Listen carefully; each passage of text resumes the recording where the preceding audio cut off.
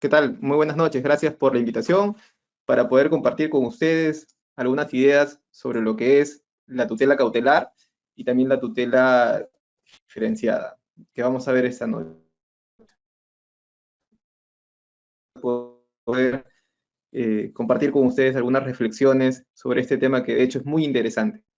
Y al igual que los demás temas que también van a abordar, a seguir abordando en este diplomado. Así que muchas gracias por la presentación también, estimado. Pues bien, sin mayor demora, vamos a proceder a dar algunas reflexiones sobre lo que es la tutela cautelar. Y para esto es importante que nosotros tengamos en cuenta lo siguiente. La tutela cautelar responde a la necesidad de conciliar entre un proceso que sea célere y a la vez un proceso en la cual se hagan bien las cosas.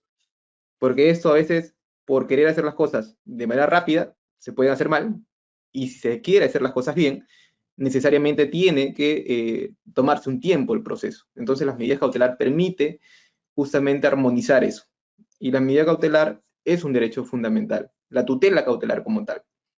La tutela cautelar es un derecho fundamental porque deriva del artículo 139, inciso 3 de la Constitución, que garantiza a todo ciudadano el derecho a la tutela jurisdiccional efectiva. Y ya vamos a ver por qué. Ahora bien, con estos conceptos preliminares, quiero comentarles a ustedes de que en esta parte de la ponencia lo voy a estructurar de la siguiente forma.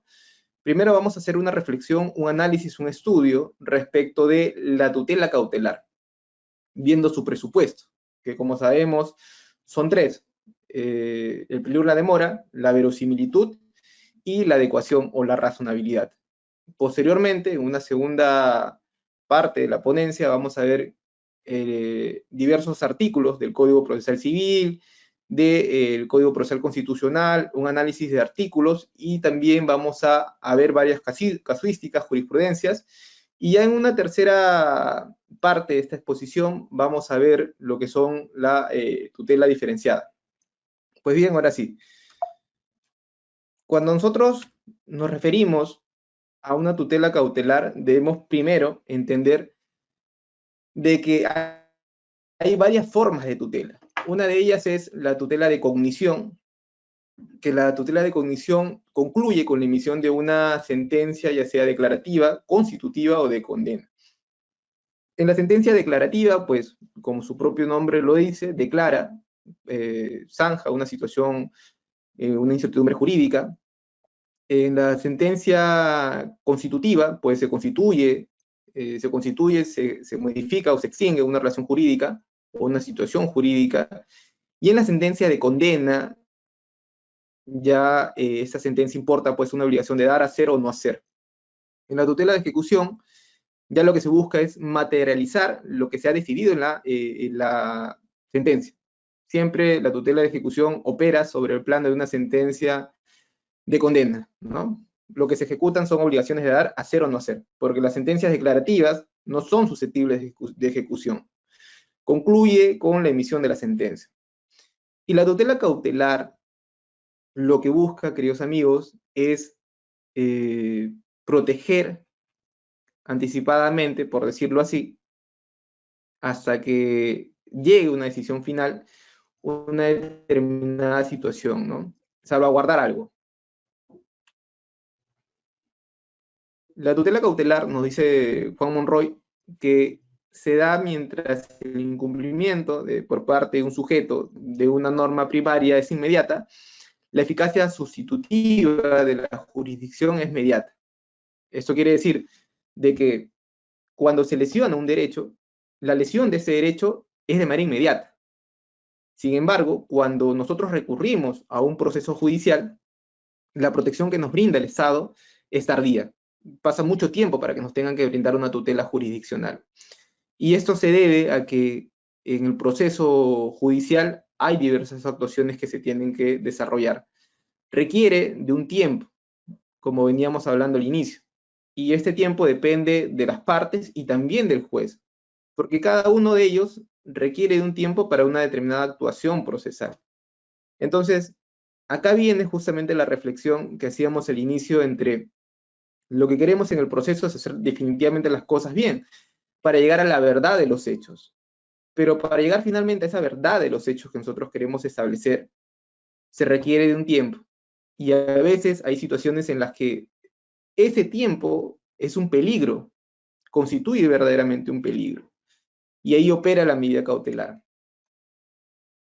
Pero esta medida cautelar, o la tutela cautelar más propiamente dicho, surge a partir de un caso de la Corte Constitucional Italiana de 1985 y también posteriormente a través de un caso de 1989 a través del Tribunal de Justicia de las Comunidades Europeas de Luxemburgo. Lo que dijo este tribunal de las Comunidades Europeas de Luxemburgo fue de que es inconstitucional de que se restrinja la tutela cautelar, de que solamente los jueces puedan dictar determinadas medidas cautelares sin posibilidad de dictar otra medida cautelar que permita salvaguardar o tutelar el derecho que se está discutiendo, ¿no?, en el proceso. Y el Tribunal Constitucional Español, ya en una sentencia, y de hecho en varias sentencias de larga data, como por ejemplo esta que es la número 238 del 17 de diciembre del año 92, nos dice de que la tutela judicial tiene que ser un imperativo constitucional definitivamente, porque la tutela tiene que ser efectiva. Y la tutela no va a ser efectiva si es que no se adoptan medidas cautelares. Toda tutela tiene que ser oportuna y tiene que ser efectiva. No basta con tener una tutela a secas. Por eso es que la Constitución, en su artículo 139, inciso 3, alude al derecho a la tutela jurisdiccional efectiva, ¿no?, ese derecho. ¿Y cómo hacemos efectiva una tutela? Cuando se pueden dictar o conceder medidas cautelares que permitan asegurar la decisión que se va a emitir posteriormente.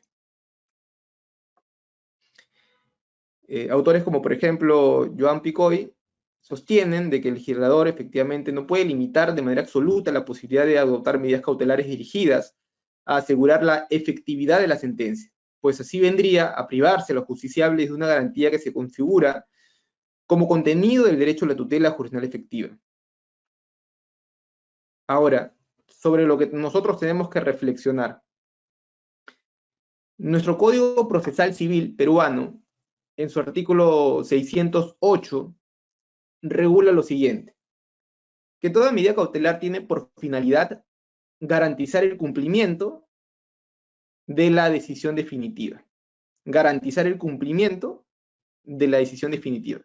Entonces acá hay dos premisas, si queremos verlo así. La primera es que la medida cautelar busca garantizar el cumplimiento. Ok, esa es la función de toda medida cautelar, garantizar algo, ¿no? Garantizar que la sentencia posteriormente, ulteriormente, pueda materializarse.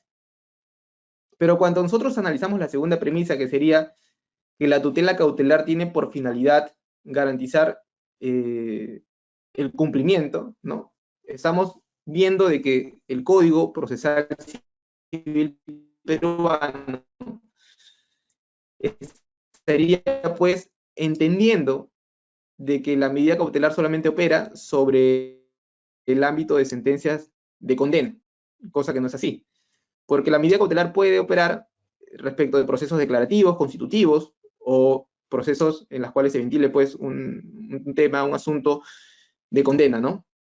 En cualquiera de este tipo de procesos se requiere una protección, se requiere que se dicte en todo caso medidas cautelares, ¿no? Y ya entrando un poco más en materia, los presupuestos de las medidas cautelares. Nuestro Código Procesal Civil, en su artículo 611, regula que toda medida cautelar tiene que tener necesariamente tres presupuestos. El primero de ellos es la verosimilitud, el segundo es el peligro en la demora, y el tercero es la adecuación o la razonabilidad.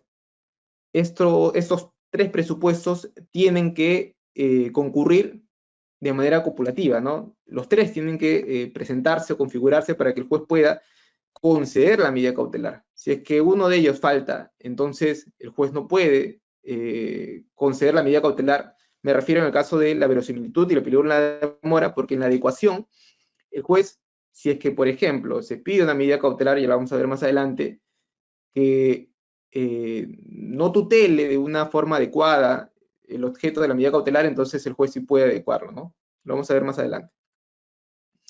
Ahora, para entender lo que es la verosimilitud o este presupuesto de la medida cautelar, debemos entrar a la siguiente reflexión.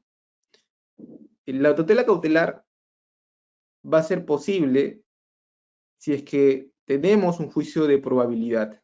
Y para tener un juicio de probabilidad tenemos que respetar el derecho de defensa, porque así se van a emitir decisiones justas. También para entender lo que es la verosimilitud, debemos entender de que hay una sumariedad que es material, y debemos entender también que el término de verosimilitud está mal empleado en varios ordenamientos jurídicos, como por ejemplo el peruano, ¿no? No deberíamos nosotros de hablar de verosimilitud, deberíamos hablar más bien de juicios de probabilidad, sino que lastimosamente nuestro Código Procesal Civil, que es un código vetusto de 1993, regula el presupuesto de la verosimilitud. Y vamos a desvirtuar totalmente que en la tutela cautelar no se requiere un juicio de verosimilitud, sino se requiere más bien de un juicio de probabilidad. Ahora bien, hay derechos materiales que requieren de una tutela urgente, que requieren de una pronta protección por parte del Estado, valga la redundancia. Requiere justamente una protección célere, porque el paso del tiempo podría afectarlo. Entonces, la tutela jurisdiccional efectiva demanda que sea oportuna.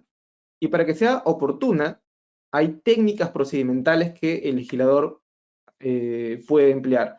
Una es una tutela sumaria cautelar y la otra es una tutela sumaria no cautelar. Cuando hablamos de la tutela sumaria cautelar, estamos hablando de que la sumariedad material, estamos hablando de una sumariedad material. Esto quiere decir de que todavía hay una incompletitud material. La cognición como tal es incompleta. ¿Y por qué la cognición es incompleta? Porque todavía no es una cognición definitiva, porque el pronunciamiento definitivo va a venir con el proceso principal, porque estamos también frente a una cognición que es superficial. Es decir, no se ha tocado todavía el asunto a profundidad. Y eso puede ser porque el contradictorio ha sido diferido, porque el contradictorio simplemente ha estado incompleto, el diálogo, o porque también se han producido pruebas leviores, ¿no? No se han presentado todas las pruebas todavía, y por eso es que estamos frente a una sumariedad material. La cognición es sumaria. Eso es lo que quiero que ustedes puedan comprender. Pero en cambio, cuando hacemos referencia a la tutela sumaria no cautelar, lo que estamos haciendo referencia es que existe una sumariedad procedimental. La cognición es plena, pero lo que es sumario es el procedimiento, el trámite. Por ejemplo, en el Código Procesal Civil peruano tenemos los procesos sumarios.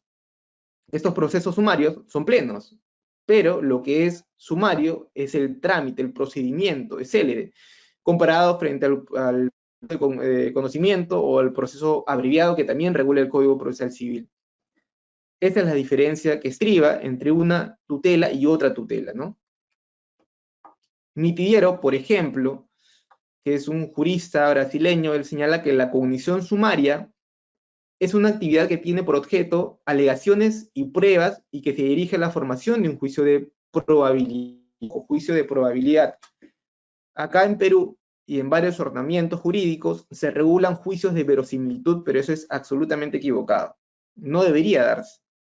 Se exige, se demanda una modificación al Código Procesal Civil. Proto Pisani, por ejemplo, señala por su parte que la sumariedad material viene definida, sumaria, no porque sea parcial, sino porque es superficial. Lo que nosotros hablábamos es superficial porque se han producido pruebas leviores, porque el contradictorio ha sido diferido. Y acá, si queremos seguir con las diferencias, se muestran claramente, ¿no? El trámite es rápido, es célere, es ágil. Entre la tutela sumaria cautelar y la tutela sumaria no cautelar hay un punto en común. Ambos comparten un mismo elemento denominador, que en este caso es lo urgente. Ambos buscan proteger una situación urgente, un derecho urgente, ¿no? Esa es la finalidad, ese es el fundamento, la tutela del urgente. Pero la diferencia también está en que la tutela sumaria cautelar es instrumental. Cuando estamos claramente ante un procedimiento cautelar, no es que este sea un procedimiento autónomo, sino que es un procedimiento que depende a su vez de un proceso principal. Está a la espera de una decisión definitiva, cosa que no pasa con la tutela sumaria no cautelar, como por ejemplo el procedimiento sumarísimo. O quién podría, por ejemplo, decir de que después del proceso sumarísimo vendría otro tipo de proceso. No, no existe.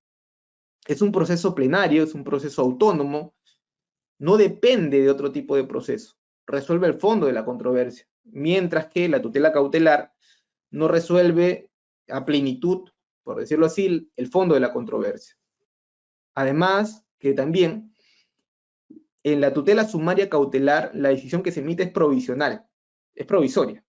Es provisoria porque está a la espera de una decisión que va a venir posteriormente.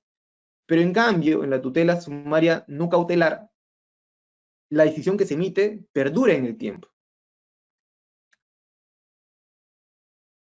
Y algo que deben entender ustedes, queridos amigos, es que en la tutela cautelar, en todo lo cautelar, siempre va a ser sumario. Sumario porque es urgente, se requiere una protección urgente. Por tanto, todo lo cautelar es sumario. Pero no todo lo que es sumario es cautelar, porque tenemos nuevamente el proceso sumario no cautelar. Y el presupuesto de verosimilitud, ya entendiendo este antecedente que hemos hecho, fue introducido por Piero Calamandrei, un gran procesalista, que él en 1936 escribe un libro denominado Introducción al estudio sistemático de las providencias cautelares. Y él ahí desarrolla varios conceptos, varios presupuestos de lo que vendría a ser la medida cautelar, ¿no? Él introduce la medida cautelar, de hecho, al contexto de la procesalística, que finalmente se recoge en el Código Procesal Civil en el artículo 611, finalmente. Piero Calamandrei, en esta obra que nosotros comentábamos de 1936, dice de que la verosimilitud es igual a la probabilidad, que toda tutela cautelar implica pues un juicio de probabilidad, es decir, de lo que aparentemente sería, ¿no? De lo que aparentemente habría ocurrido. Él entiende eso, es un juicio hipotético. ¿Por qué un juicio hipotético además? Porque el juicio definitivo, por decirlo así, va a venir ya con el proceso principal, con la decisión de fondo. En el proceso principal, entiende Piero Calamandrei, es donde se va a hacer una investigación más profunda, exhaustiva, completa acerca de la certeza o no del derecho material. Y Piero Calamandrei, en un siguiente libro, que él escribe en 1955, denominado Verdad y verosimilitud en el proceso, él dice lo siguiente, y acá presten mucha atención porque justamente acá viene el error que han cometido varios códigos procesales a nivel mundial, ¿no? Y también el peruano. Que Piero Calamandrei nos dice de que el término Wahrscheinlichkeit es un término alemán que traducido al italiano, porque Piero Calamandrei era italiano, significa verosimilitud. Y verosimilitud, entiende Piero Calamandrei, es una máxima de la experiencia, es lo que normalmente acontece, es un juicio que no está fundado en un caso en concreto. Lo verosímil es lo que nosotros podemos entender que ocurre en un contexto de normalidad. Por ejemplo, si yo estudio de lunes a viernes, de 8 de la mañana a 12 del día, es probable de que la semana pasada yo hubiera estado estudiando un lunes de 8 a 12, ¿no? Porque en un orden normal en que suelen suceder las cosas, pues efectivamente eso es lo que ha debido de acontecer, ¿no? Eso es lo que nos dice Piero Calamandrei o entiende como verosimilitud. Pero nadie más que Michele Tarufo para contradecir lo que dijo en su momento Piero Calamandrei. Michele Tarufo, un gran científico, procesalista, filósofo, que falleció en el año 2020, él presenta algunas críticas a el maestro Piero Calamandrei, y con mucha razón, con mucha certeza, con mucha fluidez en su discurso. Y él sostiene lo siguiente. Él escribe, Michele Tarufo, en 1992, ya hace varios años, vean ustedes, su libro La prueba de los hechos jurídicos, nociones generales. Y él, en este libro que él escribe, él dice, un momento, Piero Calamandrei, que introdujo el presupuesto de las medidas cautelares, que introdujo la verosimilitud, se equivoca en su teoría. ¿Por qué se equivoca? En principio, porque el término Wahrscheinlichkeit, que es un término alemán, no es realmente verosimilitud, traducido al italiano, sino que el término en alemán, verosimilitud solamente se entiende en un pueblo pues lejano, en un pueblo, en una población minúscula de Alemania. Entienden verosimilitud como Wahrscheinlichkeit. Pero en Alemania, la mayoría de la población entiende este término como probabilidad.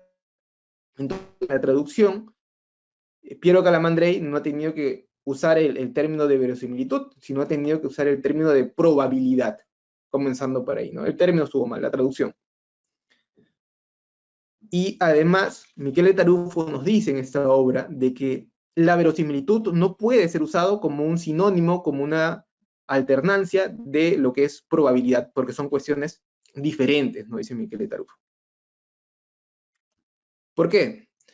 Porque cuando nosotros empleamos la verosimilitud, siempre se va a presentar lo que se denomina o se conoce como el problema de la circulación intrínseca. Problema de la circulación intrínseca. ¿Por qué? Vean ustedes esta imagen. Eso es, o sería, ¿no?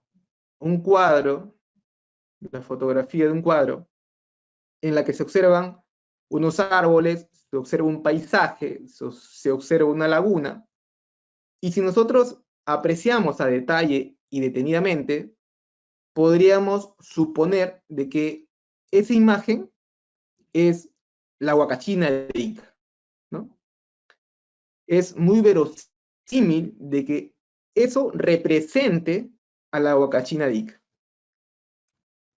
Y efectivamente es un cuadro que representaría la huacachina de Ica. Pero acá justamente viene el problema de circulación intrínseca. Si nosotros decimos de que este cuadro representa fielmente la huacachina de Ica, es porque nosotros conocemos la realidad. Y si conocemos la realidad, ¿para qué nos vamos a quedar con lo que sería la representación? Con lo verosímil. Deberíamos quedarnos en todo caso con la realidad. Y ahí está el problema. Porque una cosa es verosímil y otra cosa es la probabilidad. Hay hechos que son verosímiles, pero son falsos, y hechos que son inverosímiles, pero son verdaderos. Y en todo proceso judicial, lo que se quiere son hechos verdaderos, por muy inverosímiles que sean. Porque si nosotros sabemos los hechos verdaderos, determinamos los hechos verdaderos, vamos a poder aplicar la norma pertinente. Si nosotros aplicamos la norma pertinente al proceso, vamos a poder emitir una decisión justa. Y la Constitución, en su artículo 138, nos dice de que todo juez debe administrar justicia. Y desde luego, para administrar justicia, lo que se requiere, lo que se demanda, es nuevamente esto, que se fijen hechos verdaderos, porque aplicando, o determinando hechos verdaderos, vamos a aplicar la norma pertinente. Esa es la importancia. Por ejemplo, esta es una portada de lo que es la película Justicieros, que está en Netflix, para de repente lo que le guste derecho y cine, ¿no? En este caso, le comento así, a grosso modo, unas personas viajaban en un tren. Viajaba una madre y su hija. Y este tren tuvo un accidente y murieron varias personas, entre ellas murió la mamá de la niña. Y había una persona que había viajado en el tren y que también había presenciado ese hecho. y que había salido ilesa. Esta persona era una persona que conocía bastante de datos estadísticos, que conocía bastante del tema de probabilidad, matemática, desde luego, ¿no? Y esta persona se acerca donde el viudo y le dice lo siguiente: lo que pasó con el tren no fue un accidente realmente, sino que eso fue un atentado. ¿Por qué fue un atentado? Porque en el tren viajaba una persona que iba a declarar contra una organización criminal, y ese testimonio era clave para desbaratar a toda la organización criminal. Por eso fue un atentado. Querían silenciar, acallar la declaración clave de este testigo. Y a partir de eso, tenían unas imágenes, ¿no?, de la persona que había estado en el tren y que supuestamente sería el culpable de haber manipulado el tren para que genere ese accidente. Tenían fotos, pero no sabían quién era la persona.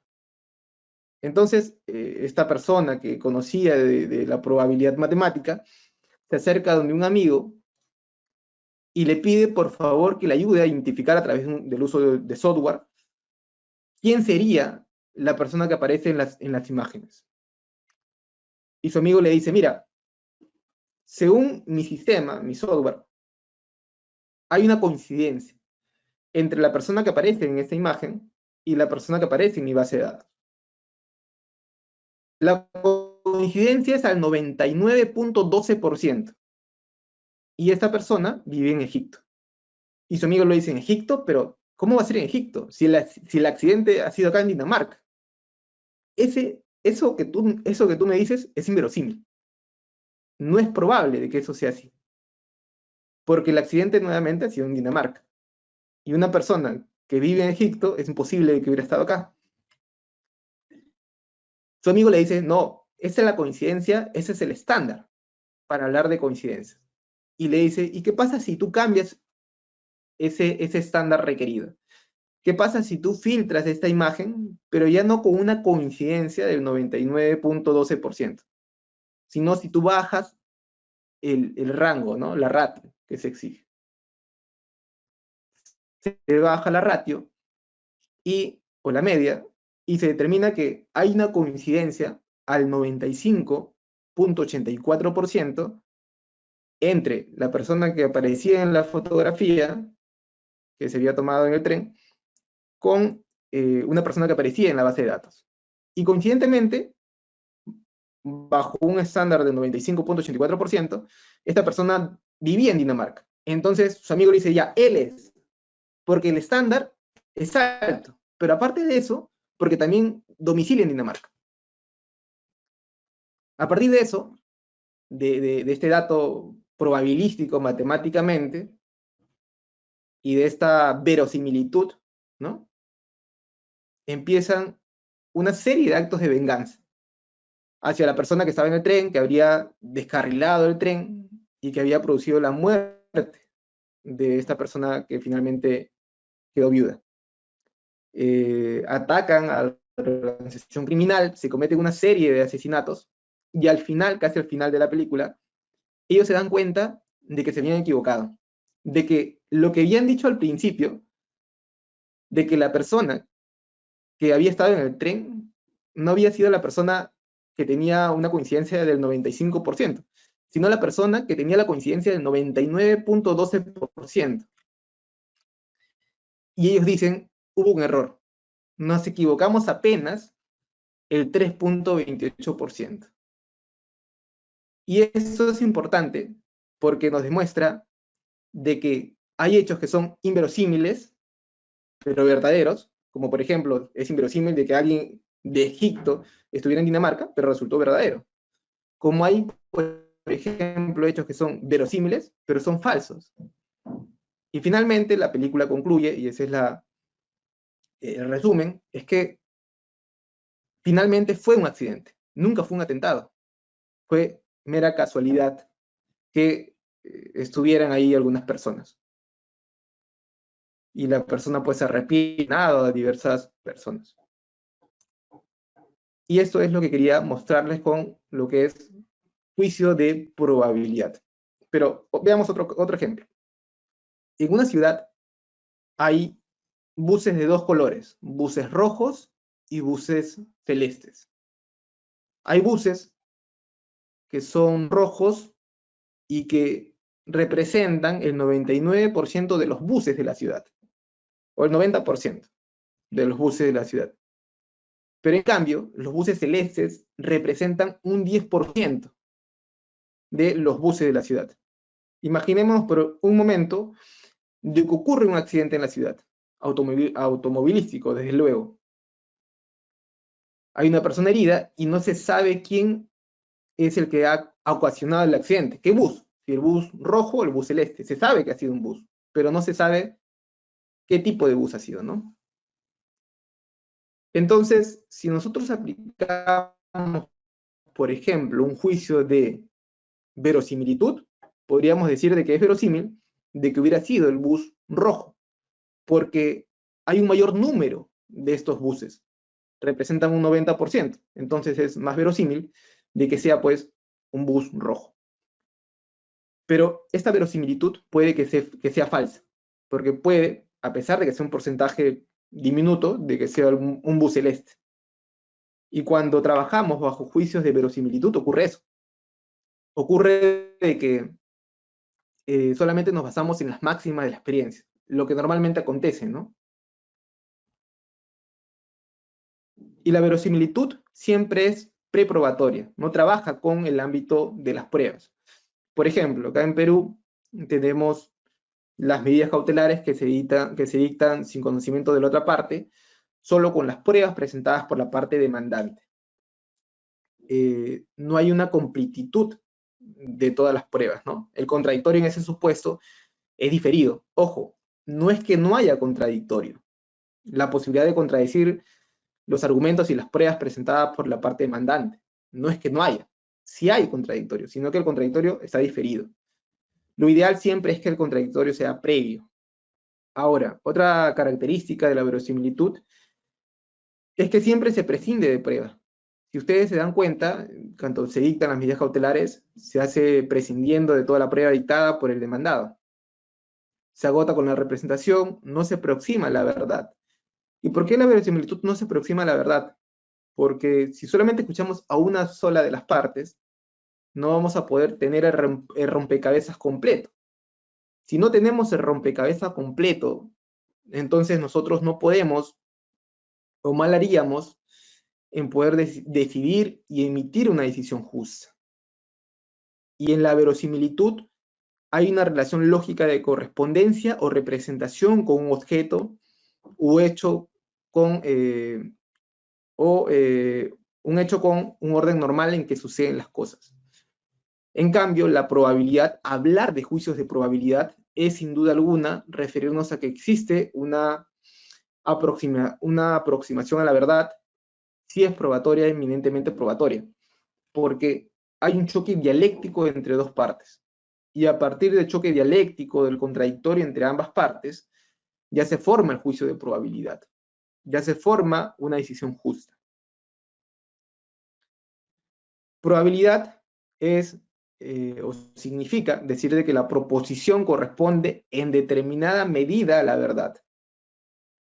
Verosimilitud, en cambio, nos dice Mitidiero, que es un procesalista brasileño, siempre solamente nos acerca la posibilidad de que algo hubiera ocurrido o no frente a la ocurrencia en general. Es decir, es posible de que eso haya ocurrido, pero en cambio en probabilidad no es así, no es que algo presuntamente hubiera ocurrido o posiblemente hubiera ocurrido o no, sino que en la probabilidad significa de que la proposición sí corresponde en un determinado grado a la verdad. Y acá nuevamente regresamos a lo que señalábamos.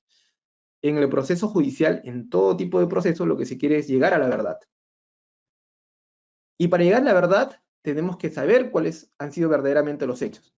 Sabemos cuáles han sido verdaderamente los hechos, aplicamos así la norma aplicable al caso pertinente, y esto nos lleva a la emisión de una decisión justa. Si no tenemos lo primero, que son los hechos verdaderos, vamos sin duda alguna a aplicar normas impertinentes, normas que no vienen al caso. Y en el plano nacional se confunde como se confunde en el extranjero también, todavía en algunas latitudes, lo que es la verosimilitud con la probabilidad. Existe todavía una confusión. Se entiende de que se trataría de lo mismo cuando en realidad son conceptos, categorías distintas. Por ejemplo, esta es una resolución del expediente 1494-2020, dictado por el segundo juzgado mixto de emergencia de la Corte de Lima, el quinto juzgado constitucional, y en este pronunciamiento que se dio a partir o a inicios de la pandemia acá en Perú, el juez dice sobre la verosimilitud, este juzgado se ve persuadido con respecto a la verosimilitud del derecho invocado por la demandante. Ojo, persuadido. Yo puedo estar persuadido de que en este mismo momento en el cual estamos con ustedes en sesión de clases, es de día. Estoy persuadido. Es mi persuasión. Y yo les pregunto a ustedes, ¿la persuasión es algo controlable? ¿Es algo objetivo? ¿O por el contrario es algo subjetivo? Yo puedo estar persuadido de que si tiro en este instante un celular o un lápiz o un cuaderno al cielo, va a flotar. Es mi persuasión. Y en el proceso queremos eso. Queremos que cuando un juez emita una decisión diga, estoy persuadido de esto. O queremos que el juez diferente diga, ese hecho que se afirma o esa proposición está aprobado. Desde luego que lo que se quiere en el proceso es lo segundo, porque es algo objetivo. Y el juez